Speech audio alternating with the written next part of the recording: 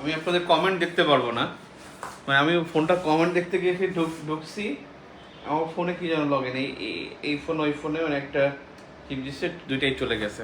এই জন্য ক্লাসটা যদিও সেফ আছে কিন্তু ক্লাসটা হয়ে গেছে, মানে বন্ধ হয়ে গেছে। তো বেসিক্যালি আমি বন্দরে ছিলাম শীত থেকে মিয়ানমারে হাম্পানা তোতা, এই বন্দরটা হলো শ্রীলঙ্কায়, এটাও চীনের ইজারা নেয়া। মোমবাসা এগুলো কেনিয়া, এটাও চীনের ইজারা। তারপরে হলো গদার বন্দর, যেটা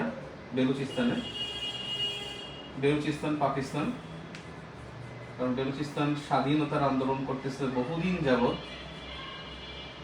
এবং খুব মজার বিষয়, 2012 বা 13 সালের দিকে ওদের যে মানে বেলুচিস্তান স্বাধীনতা আন্দোলনের নেতা ছিল, যে ওর নাম ছিল, আরে ভুলে গেলাম, উনি সয়দাবাদী ছিল, বঙ্গবন্ধু সয়দাবাদী স্বাধীন করছে মনে করছে উনিও সয়দাবাদী স্বাধীন হবে। সয়দাবাদের পরের দিনে অ্যারেস্ট হয়েছে এই বেলুচিস্তানের নেতা। গদার বন্দর, এখানে মোমবাসা হামলাতে শিখতে কিয়াকিও। ভানুয়াতু একটা বন্দর, জানি ওর নাম জিবুতি, এখানেও একটা বন্দর প্লাস এখানটা ঘাঁটি, সামরিক ঘাঁটি, এটাও চীন এখানে ঘাঁটি স্থাপন করেছে। আর ভানুয়াতু এখানেও সে চাইছে, কিন্তু এটা আলোচনায় আছে, এখন নিতে পারেনি। অপরদিকে যে গ্রিনল্যান্ডের যে রাজধানী, ওখানেও সে একটা বন্দর করার চেষ্টা করতেছে। সো বেসিক্যালি এইটা এখন ওখানে বন্ধ করবে কেন, হতো বরফাবৃত অঞ্চল। ওরা টেকনোলজিক্যাল একটা ইস্যু নিয়ে লেখা দেখছিলাম আমি, যে ওরা ওখানেও চাচ্ছে এবং আইস সিল্ক রোডটা ওই পর্যন্ত তারা নিতে চায়। আরেকটা বিষয় হলো যে বন্দর গেল, আর এই চারটা রিলেশন মানে রিসেন্ট ইস্যুস গুলোই বেশি এখানে ফ্যাক্ট। আর আনক্লোজ দি থার্ড, সমুদ্র সীমা আইন সংক্রান্ত আমার ক্লাস আছে, একই ক্লাস। এই ক্লাসটা আমি আপনাদেরকে রেকর্ড দিলে ভালো হবে, এটা রেকর্ড দিলে ভালো হবে, কারণ আমি তো যে কমেন্ট দেখতে পারতেছেন, আপনার কমেন্ট না দেখলে আমি তো লাইভ নিয়ে লাভও নাই, কমেন্টটা দেখার সুযোগ পাচ্ছি না, কারণ আমার এখানে লগ ইন হচ্ছে না এই মুহূর্তে এই ডিভাইসে। তো আনক্লোজ দি থার্ড, এটা আমি বেসিকটা আলোচনা করে দিই। আনক্লোজ এটা হলো UN convention on law of the sea, অর্থাৎ এটা হলো লিখতে হবে 3, বলতে হবে দি থার্ড, 1982। এটা বেসিক্যালি সমুদ্র সীমা আইন সংক্রান্ত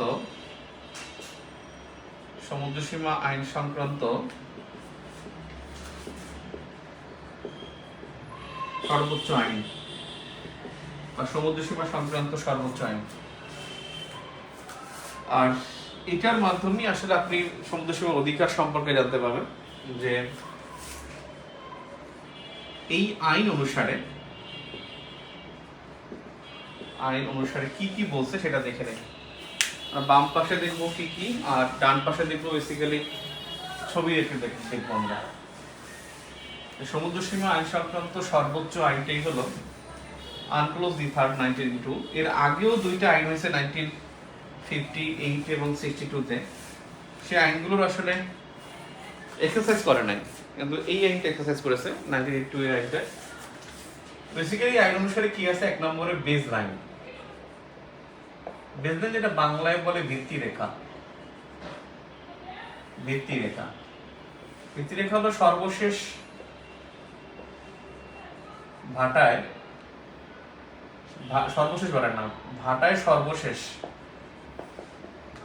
সর্বশেষ পানির বিন্দু। আমি কেমন বুঝাই, সেটা হলো এইটা, মনে করেন এটা বাংলাদেশ, এদিকে একটু ঢুকানো আছে, এটা নিয়ে ঝামেলা। এটা বাংলাদেশ, এটা ইন্ডিয়া, এটা শ্রীলঙ্কা, সরি মিয়ানমার, আর এটা শ্রীলঙ্কা। বিষয় হলো যে এই যে আমি যে ডট দিচ্ছি এই ডটটা হলো সর্বশেষ ভাটা, আর ভাটা এই পর্যন্ত পানি আসে, এটাকে বলা হয় বেজ লাইন, ভিত্তি রেখা। অর্থাৎ সর্বশেষ মানে ভাটায় সর্বশেষ যে পানির বিন্দু সেটাই। নাম্বার 2 হলো ইনল্যান্ড ওয়াটার। ইনল্যান্ড ওয়াটার অভ্যন্তরীণ জলরাশি। ইনল্যান্ড ওয়াটার এটা হলো অভ্যন্তরীণ জলরাশি। অভ্যন্তরীণ জলরাশি হলো বেসলাইন থেকে উপকূল পর্যন্ত অঞ্চল, বেসলাইন থেকে উপকূল পর্যন্ত অঞ্চল। অর্থাৎ এই যে সর্বশেষ ভাটা আর এই উপকূল, ঝড়ের সময় যেখানে যায় পানি আর ভাটায় যেখানে আসে, এই মাঝখানে যে অঞ্চলটা এটাকে বলা হয় ইনল্যান্ড ওয়াটার। এটাকে বলা হয় ইনল্যান্ড ওয়াটার। নাম্বার 3 হলো টেরিটোরিয়াল শেলফ। টেরিটোরিয়াল সি অথবা উপকূলীয় অঞ্চল। উপকূলীয় অঞ্চল এটাই বেসিক্যালি রাজনৈতিক সীমা। রাজনৈতিক সীমা এটাই বেসিক্যালি আঞ্চলিক সীমা।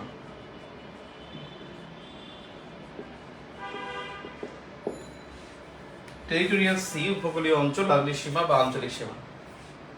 এটা কি আসলে? এটা হলো বেসলাইন থেকে ওই যে সর্বশেষ ভাটা, বেসলাইন থেকে 12 নটিক্যাল মাইল পর্যন্ত সমুদ্রাঞ্চল। এখানে উপকূলীয় রাষ্ট্রের একচ্ছত্র আধিপত্য। একচ্ছত্র আধিপত্য। আকাশ সীমা বা জলরাশির নিচে খনিজ সম্পদের মালিক উপকূলীয় দেশ। খনিজ সম্পদের মালিক ও উপকূলীয় দেশ। আমরা প্রায় শুনি এক দেশের আকাশ সীমা। আকাশ সীমা বেসিক্যালি ভূমি থেকে 100 মাইল, ভূমি থেকে 100 মাইল উপরে, এবং এইটা এই জায়গাটায় এই বেসলাইন থেকে আমি 12 নটিক্যাল মাইল যদি সমুদ্রের দিকে যাই, এই জায়গাটা হলো একটা দেশের রাজনৈতিক সীমা অথবা আঞ্চলিক সীমা অথবা টেরিটোরিয়াল সি। ইংলিশে বলো টেরিটোরিয়াল সি, আর বাংলায় তিনটার যে কোনোটা বলা যায়। এখানে এই দেশটা যদি হয় সমুদ্র থাকলেই হবে, যেমন মিয়ানমারের এখান থেকে 12 নটিক্যাল মাইল, এটা হবে কি রাজনৈতিক সীমা। যে কোনো দেশের তার সমুদ্রের দিকে 12 নটিক্যাল মাইল রাজনৈতিক সীমা হবে, এবং এইখানটায় সে সর্বোচ্চ যেটা হলো যে ইয়া ভোগ করবে, সে আকাশ সীমাও কিন্তু সে ভোগ করবে।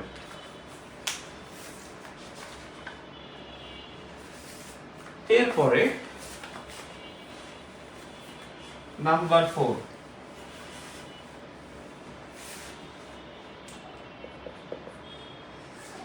4 হলো EEZ অথবা exclusive economic zone. Exclusive economic zone অথবা বিশেষ অর্থনৈতিক অঞ্চল। বিশেষ অর্থনৈতিক অঞ্চল এটা কোনটা? এটা হলো বেসলাইন থেকে 200 নটিক্যাল মাইল অথবা রাজনৈতিক সমুদ্র সীমা থেকে সমুদ্র সীমা থেকে 188 নটিক্যাল মাইল অঞ্চল, 188 নটিক্যাল মাইল অঞ্চল।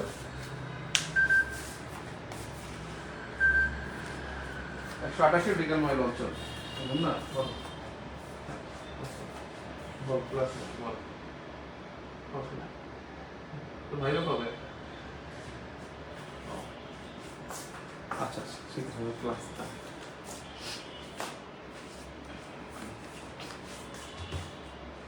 তাহলে বেসলাইন থেকে 200 নটিক্যাল মাইল অথবা আর্কটিক সমুদ্র সীমা থেকে 188 নটিক্যাল মাইল অঞ্চল। এখানে হলো কি, এটা হলো যে অর্থনৈতিক উদ্দেশ্যে ব্যবহার করা যাবে,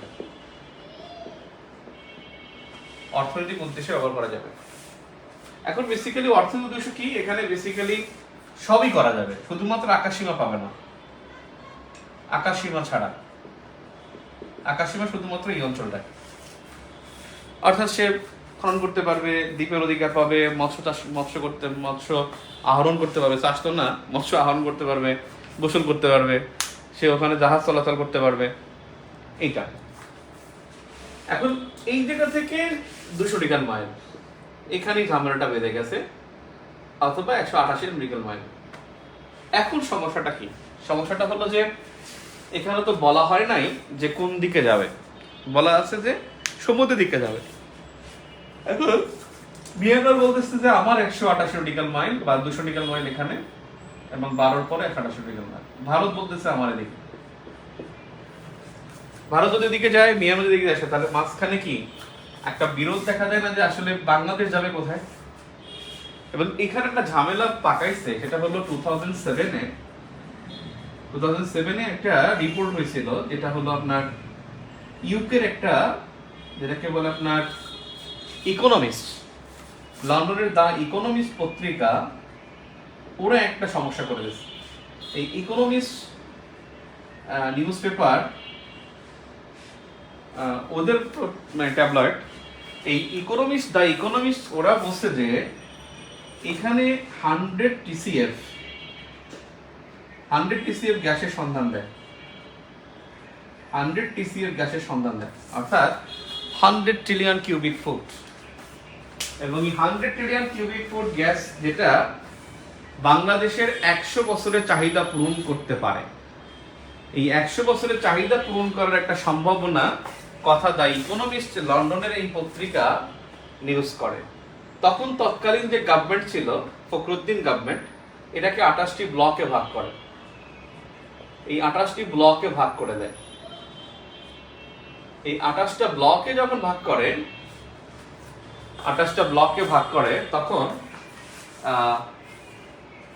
28টা ব্লকে ভাগ করে, তখন দেখা যায় যে এর মধ্যে ইন্ডিয়া, সে এখান থেকে সে একসময় 3টা, তারপর 12টা দাবি করে, ও 12টা দাবি করে মিয়ানমার। আর ইন্ডিয়া 3টা, তারপরে 10টা, মোট 10টা দাবি করেছিল, এবং ও 12টা দাবি করেছিল, ব্লক দাবি করেছিল। এখন তো যে ব্লক, সেটা হলো গভীর সমুদ্রে এখন 26টা ব্লক, 15টা গভীর, 11টা অগভীর, আর মোট তো 48টা ব্লক। এখন যেটা হয়েছে যে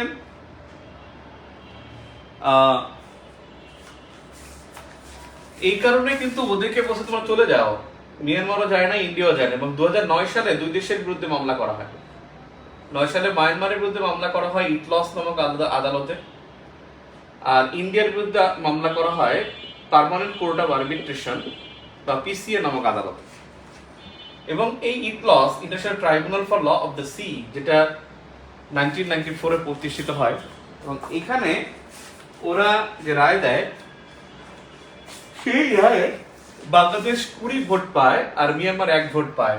এই 20-1 ভোটে বাংলাদেশ জয়লাভ করে, এবং বলা হয় যে বাংলাদেশের সমুদ্র সীমা শেষ হওয়ার পরে তোমার সমুদ্র সীমা শুরু হবে, এবং এর আগে তুমি 6 নটিক্যাল মাইল তুমি রাজনীতি সমুদ্র সীমা ভোগ করবে। 6 নটিক্যাল মাইল ওকে একটা নির্দেশনা দেয়, এবং মিয়ানমার যে দাবি করে সেই অঞ্চল থেকে বাংলাদেশ 1,11,631 বর্গ কিলোমিটার এলাকা লাভ করে। তাহলে এখানে আমরা বুঝতে পারলাম যে মিয়ানমার দাবি করেছিল 12টা তেল গ্যাস ব্লক, এবং এখানে ইটলসে যে রায় দেয় 20-1 ভোটে মিয়ানমার হেরে যায়, এবং 1,11,631 বর্গ কিলোমিটার এই এলাকাটা বাংলাদেশ রায় পেয়ে যায়। অপরদিকে পিসির বিরুদ্ধে রায় হয় 2014 সালে, ইটলসের রায়টা হয়েছিল 2012 সালে। 14 সালের রায়ে বাংলাদেশ 4-1 ভোটে বাংলাদেশ জয়লাভ করে। এখানে বাংলাদেশ জয়লাভ করে কি হবে, যে এখান থেকে যে ভারত দাবি করে তার বলতে থেকে 25,641 খুব সম্ভবত 25,000 প্লাস এই বর্গ কিলোমিটার এলাকা, 25,000 বর্গ কিলোমিটার এলাকা এইটা লাভ করে বাংলাদেশ। 25,600 সামথিং, অর্থাৎ 467 বর্গ কিলোমিটার এটা বাংলাদেশ লাভ করে। এবং এখানে ইন্ডিয়া লাভ করে, এখানে মিয়ানমার, এবং মাঝখানে কিছু এলাকা দুই অংশের মধ্যে পড়ার কারণে এই সমুদ্রে বাংলাদেশ অধিকার ভোগ করার অধিকার পায় 1,18,813 বর্গ কিলোমিটার, অর্থাৎ সমুদ্রে বাংলাদেশের অধিকার। বেসিক ভিউর যে মানে আনক্লোজ, এটা পড়লেই আপনি দেখবেন এই লেকচারগুলো মেনে যাবে, তখন পড়ে ফেলবেন। 1,18,813 বর্গ কিলোমিটার এলাকা এইটা লাভ করে সমুদ্রে বাংলাদেশ। আচ্ছা, লাভ করলো, সমস্যা নাই। এখন যে বিষয়টা হলো যে এক্সক্লুসিভ ইকোনমিক জোন বাংলাদেশের যে 200 নটিক্যাল মাইল, এখানে আর বাধা থাকলো না।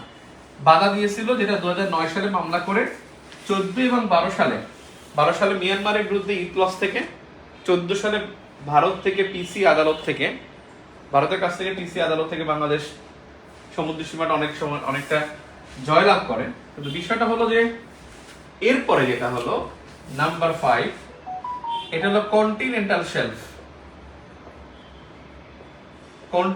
শেলফ বা মহীসোপান। কন্টিনেন্টাল শেলফ বা মহীসোপান, এই কন্টিনেন্টাল শেলফ বা মহীসোপানটা কি? মহীসোপানটা হলো বেসিক্যালি, এর বাংলাটা হলো অগভীর সমুদ্র। অগভীর সমুদ্র। এখন আপনার কাছে মনে হতে পারে যে ভাই অগভীর কতটুকু? অগভীর হলো প্রশস্ত হবে 70 কিলোমিটার, প্রশস্ত 70 কিলোমিটার, আর গভীরতা হবে 150 মিটারের কম, 150 মিটারের কম। অগভীর মানে হলো গভীরতা 150 মিটারের কম, আর প্রশস্ততা হলো 70 কিলোমিটার। আর এক জায়গা দিয়ে গভীরতা হলেই হবে না, এটা 70 কিলোমিটার প্রশস্ত যাবত এটা গভীরতা 150 মিটারের কম হতে হবে। এখন বিষয় হলো যে এটা পেলাম অগভীর সমুদ্র, আসলে এর এরিয়াটা কতটুকু হবে? সেটা হলো যে বেসলাইন থেকে, কথাটা দেখবেন ভালো করে, বেসলাইন থেকে 200 নটিক্যাল মাইলের পরে অগভীর সমুদ্র থাকলে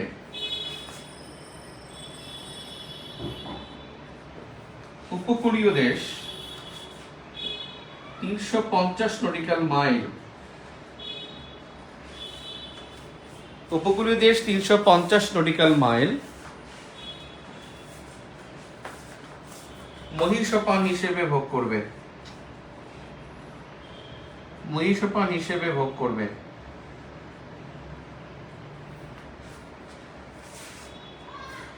যদি 350 নটিক্যাল মাইলের পরেও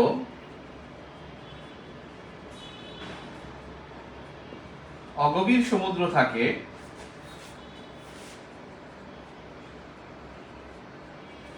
তাহলে তার সবটুকু ভোগ করবে উপকূলীয় দেশ।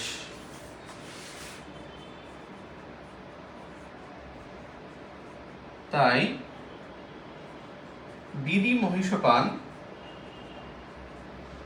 354 নটিক্যাল মাইল। ব্যাপারটা বোঝার চেষ্টা করি। ব্যাপারটা বোঝার চেষ্টা করতে হবে এইভাবে। ধরে নেন এইটা হলো উপকূল,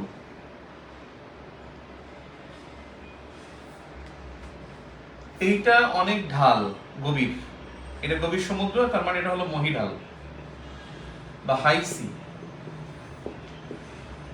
হাই সি। আর এদিক থেকে এদিকে, এদিকে এখন দেখেন এটা হলো কম গভীর, এটা তো 12 নটিক্যাল মাইল পর্যন্ত, যেটা হলো টেরিটোরিয়াল সি, টিএস। এটা হলো 200 নটিক্যাল মাইল, এই পর্যন্ত হলো এক্সক্লুসিভ ইকোনমিক জোন। এখন দেখা গেল এটা তো উপকূল, এটা উপকূল। এখন এখান থেকে 200 নটিক্যাল মাইল পরেও এখানে অগভীর সমুদ্র, এটা 150 মিটারের কম। তখন 1 মিটার 200 কিলোমিটার পরে যদি 200 নটিক্যাল মাইলের পর যদি 1 নটিক্যাল মাইলও হয়, তাহলে 350 নটিক্যাল মাইল হবে মহীসোপান, অর্থাৎ কন্টিনেন্টাল শেলফ। যদি এরপরে অগভীর সমুদ্র না থাকে তাহলে কিন্তু আর মহীসোপান থাকবে না। সব দেশের মহীসোপান হবে না বা থাকে না। যার অগভীর সমুদ্র আছে সেই মহীসোপান পাবে, অগভীর সমুদ্র নাই সে পাবে না।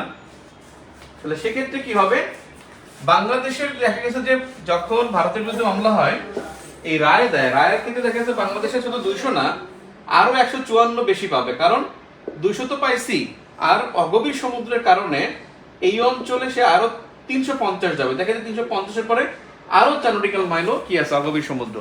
এই জন্য বাংলাদেশের মহীসোপান 354 নটিক্যাল মাইল, অর্থাৎ অগভীর সমুদ্র যদি 1000 নটিক্যাল মাইল হয়, তাহলে 1000 নটিক্যাল মাইলই হলো কি উপকূলীয় দেশের মহীসোপান।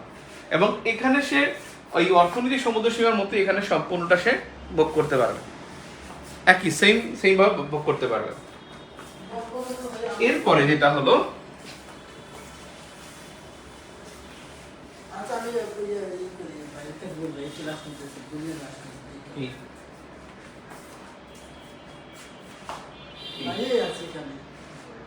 এটা আসছে না যে আসলে আমি আসতেছি কাটতে দিয়েছিলেন। এরপরে হলো আইসি, আমি আসতেছি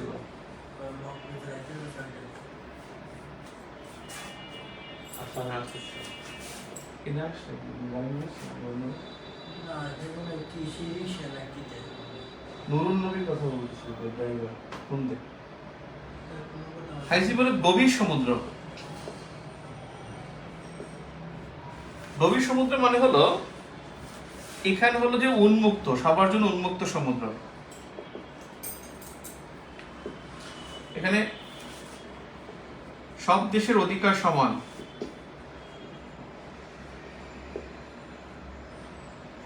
সব দেশের অধিকার সমান। এখানে অর্থাৎ নৌ চলাচল,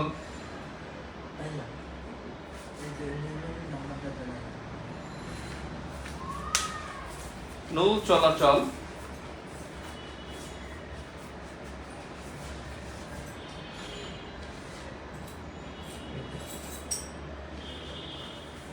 তারপরে গবেষণা, মৎস্য আহরণ, কৃত্রিম দ্বীপ নির্মাণ, এগুলো সব অধিকার সে পাবে, যে আগে যাবে সেই পাবে। এই জন্যই কিন্তু এখানে গভীর সমুদ্রে দক্ষিণ চীন সাগরে চীন কৃত্রিম দ্বীপ তৈরি করছে।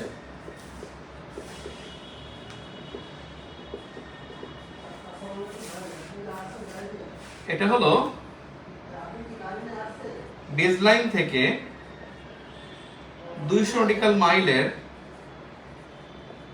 পরের অঞ্চল, অর্থাৎ 200-র পরে যদি অগভীর সমুদ্র থাকে তাহলে তো সেটার পরে।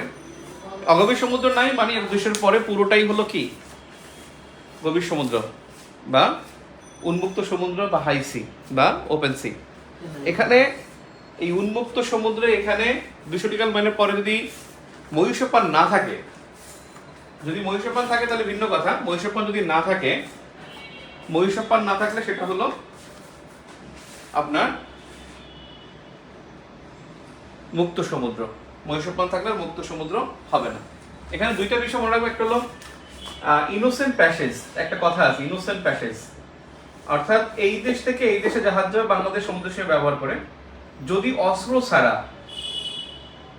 ছাড়া যে কোনো কিছু যদি যায়, এভরিথিং বাট আর্মস, এবং দুই দেশের সিকিউরিটির জন্য বিঘ্ন করবে না, এবং যেই স্টেটটা দিবে তাদের রিসিভিং স্টেট তারাও যেন কোনোভাবে তাদের সিকিউরিটি বিঘ্ন না হয়, সেই শর্ত অনুসরণ করে যদি এক দেশ থেকে আরেক দেশে জাহাজ চলাচল করে তখন তাকে বলা হয় ইনোসেন্ট প্যাসেজ।